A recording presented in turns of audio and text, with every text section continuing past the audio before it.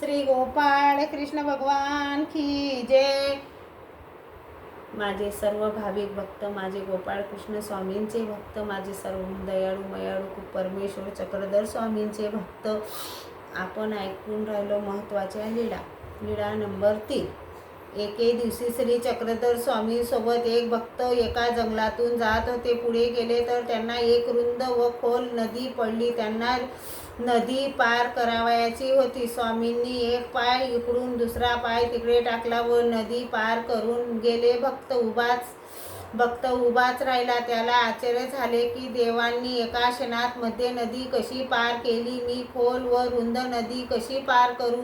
तेव्हा स्वामींनी हात पुढे केला आणि म्हणाले, माझा हात धरा. तो म्हणाला, मोठ्या रुंद नदी तुमचा हात कसा धरू. स्वामी म्हणाले, तुम्ही हात पुढे करा. हात पुढे करतो तोच स्वामींनी आपल्याकडे ओढून घेतले.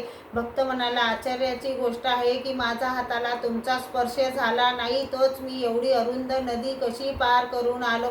दयाळू मयाळू परमात्मा मोठ्या दुःखाने सांगतात की या संसारात जीव भटकून राहिले आहेत. त्यांना सुख व पूर्ण शांती द्यावी अशी माझी इच्छा आहे, परंतु खऱ्या अंतःकरणाने जीव माझ्याकडे हात पुढे करण्यास तयार नाही. दयाळू मयाळू परमेश्वर म्हणतात, तुम्ही अंतःकरणापासून परमेश्वराला आठवा. परमेश्वर तुम्हाला खूप सहाय्य करतात. परमेश्वर खूप दयाळू मयाळू आहेत.